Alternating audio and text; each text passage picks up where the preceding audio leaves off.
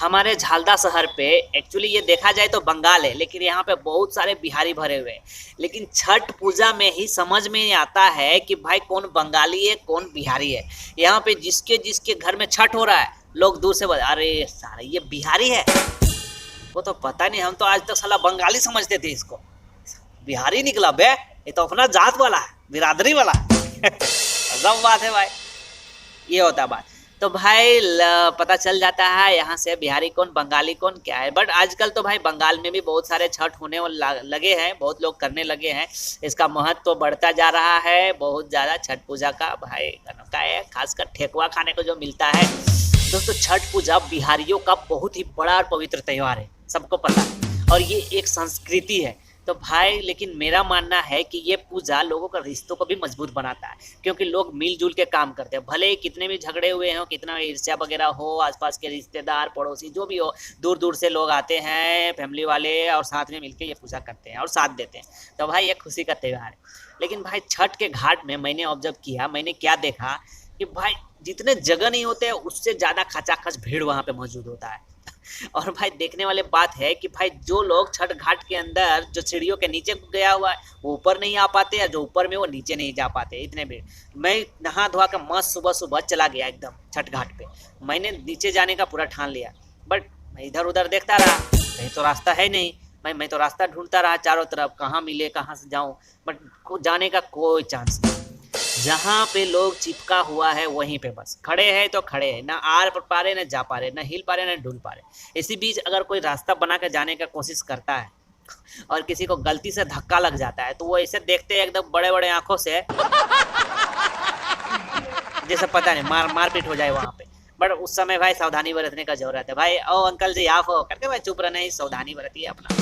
कुछ लौंडे ऐसे भी होते हैं जो पूजा करने नहीं आते ना पूजा देखने आते हैं। वो तो बस सबसे ऊपर में बैठ के एकदम कॉर्नर से चारों ओर देखेंगे और अपना सेटिंग करने में लगे हुए थे। अरे यार वो तो कंटाप लग रही है यार, दूसरे दिन तो भाई एकदम अजीब लगती है, आज इतने खूबसूरत। पर भीड़ तो भाई ऐसा रहता है जैसे दिल्ली का ट्रैफिक, भाई ना आगे जाने का चांस ना पीछे आने का चांस। सबसे महत्वपूर्ण बात, जो लोग अर्घ्य देने के लिए नीचे उतरे हुए हैं तालाब के अंदर, अर्घ्य देने का बाद भी वहां से उठते नहीं है कि चलो भाई उठते हैं, थोड़ा पीछे में जो इंतजार करे उसको भी थोड़ा मौका दिया जाए, पर मौका देने वाले नहीं है। भाई क्यों उठे भाई, हम तो भाई एक नहीं दो नहीं पूरे 10 बार 20 बार अर्घ्य देंगे, क्यों ना दे भाई। ज्यादा अर्घ्य देने से स्वर्ग मिलेगा, स्वर्ग की प्राप्ति जो होने वाला है। और पिछले वाला इंतजार में पड़े रहते कि भाई कुछ 2-4 लौंडे उठे वहां से, भाई आए तो भाई हमारा भी नंबर आए, पर ऐसा होने वाला है नहीं। और ऐसे में भाई अगर धक्का देते हुए आप निकल पाओ तो ठीक, नहीं तो वही बात हो गया भाई कि वही लोकल ट्रेन में आप सफर कर रहे हो और बाथरूम लग गया हो, और भाई पूरा खचाखच भीड़ हो और आपको बाथरूम जाने का मौका नहीं मिल रहा हो। उसी तरह भाई छठ घाट पे भी देखा जाता है कि भाई रास्ता तो खचाखच फुल रहता है और आपको जाने का कोई मौका ही नहीं मिलता है। भाई गुस्सा भी आता है और मजा भी आता है, वहाँ का भीड़ को देखते हुए रंग बिरंगा एकदम माहौल बना हुआ रहता है। तो भाई अच्छा है, मजा आता है। कोई पूजा नहीं भी हो तो जाने में मजा आता है। और जब कोई तरीका नहीं सूझता भाई नीचे उतरने का, जगह ही नहीं बचा तो जाओगे कैसे, तो भाई एक ही आइडिया है कि चलो यार चेन सिस्टम से अर्घ्य दिया जाए। भाई तुम उसके हाथ पकड़ो, अरे ये तू उसके पकड़ो, उसके पकड़ो, उसके पकड़ो, अरे ये ऐसे करते करते करते करते 8-10 बंदे लाइन बाय लाइन वहां पे खड़े रहते हैं, एक दूसरे का हाथ पकड़े, ये लंबा हाथ करके। भाई ये तरीका हुआ अर्घ्य देने के लिए। भाई क्या अपना रिवाज भी कुछ ऐसा ही, अर्घ्य देने का बहुत तरीका। भाई दिमाग चलाने से क्या नहीं निकल जाता है, तो ये तो भाई अर्घ्य देने का ही मामला है। भाई अब जब आगे वाला जगह ही नहीं छोड़े तो भाई कुछ तो आइडिया निकालना पड़ेगा ना, तो बस वही है, अपना बिहारी बुद्धि लगाओ। अब उस अर्घ्य घाट में एक अजीब सा माहौल बना हुआ रहता है। भाई जब आपका लोटा का दूध अर्घ्य देते हुए खत्म हो जाए तो आप इधर उधर देखते रहते हो भाई किसका लोटा में अर्घ्य का दूध पड़ा हुआ है, आप खोजते रहते हो। और साथ ही साथ आप दूसरों को भी बुलाते रहते हो, अरे मौसा जी कहाँ गए रहे, अरे अभी तो रहले मौसा जी कहाँ गए, अरे फूफा जी भी नहीं मिलत है, अरे ठीक है टाइम हुआ में ये सब यहाँ पे भाग जाते हैं, अभी तो यहीं रहे भाग गए। अरे इस सब का भी का बोले फुटानिए अलग है, ठीक टाइम में भाग जाता है। और मौसा जी दिखाई देता है सीढ़ी के ऊपर, अरे इस सीढ़ी के ऊपर कैसे चला गया, अरे मौसा जी इधर तो आइए, ना बेटा हम इधर है, ठीक है। और मौसा जी ऊपर में एक बच्चा को लेकर बोलता है देखो ऐसा होता है, इधर देखो, वो देखो बाबू वो देखो। और जरा जीजा जी को बुलाने से, और जीजा जी अरे आइए जी अर्घ्य नहीं दीजिएगा, नहीं नहीं नहीं नहीं नहीं हम यही ठीक है। अब जीजा जी को ये डर सताता है कि भाई जाएंगे फिसल कर गिर जाएंगे तो सालियों का सामने तो कचरा हो जाएगा ना, और इस साथ ही साथ नया नया मोबाइल जो वन प्लस पॉकेट में रखा गिर गया बिक गया तो भाई खर्चा कौन देगा। तो अब जीजा जी का ये डर सताता है भाई। किसी किसी को तो भाई वो सूप जो रहता है पूजा का उसको दिखाई भी नहीं देता, वो दूर से ही अर्घ्य ढालने का कोशिश करते हैं और सूप की जगह किसी का सर पे ढाल देते हैं और वो ऊपर से देखता है भाई क्या हो रहा है।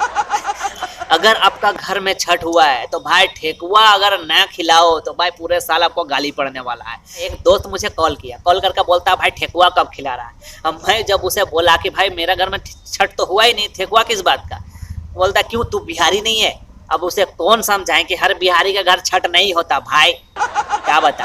तो इस साल छठ नहीं हुआ, लेकिन भाई बात रहा ठेकुआ का, तो भाई मैं खुद दूसरों से ठेकुआ मांग के खा रहा हूँ तो उसे क्या खिलाऊं। फिर भी बोल दिया चलो यार आ जाना खिला देंगे, चलो मैं दूसरों से जो लाया वही तुमको भी दे दूंगा, वही बात है।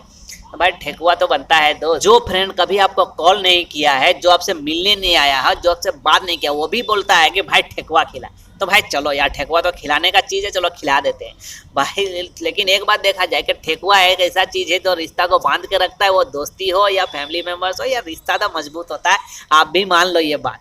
तो छठ का एक अलग ही मज़ा है, वो लौकी भात हो, खीर भोजन हो या सर पे दौरा लेके सूप लेके वो तालाब में जाना पूजा करना, भाई बहुत ही आनंद बहुत ही खुशी प्राप्त होता है। लेकिन एक बात मुझे समझ में नहीं आता कि भाई जिस घाट पे जिस तालाब पे छठ का पूजा किया जाता है उसी तालाब को इतना गंदा करने का जरूरत क्या है यार। सालों भर गंदा करो यार, तालाब के चारों ओर जो घर बनाया हुआ है सारा घर का कचरा बाथरूम नाला सारा उसी में उसी तालाब में जाता है, और फिर साल का एक दिन 2 दिन उसी तालाब में पूजा किया जाता है। भाई जब पूजा कर रहे हो वो तालाब पूजा का घाट है तो भाई गंदगी वहां डालने का जरूरत क्या है। अगर आप घर बना रहे हो तो भाई घर का कचरा नाला कहाँ जाए भाई, थोड़ा उसका भी बंदोबस्त करके बनाओ। ये नहीं कि घर का पीछे तालाब है तो भाई सारा कचरा हम वहीं डालेंगे।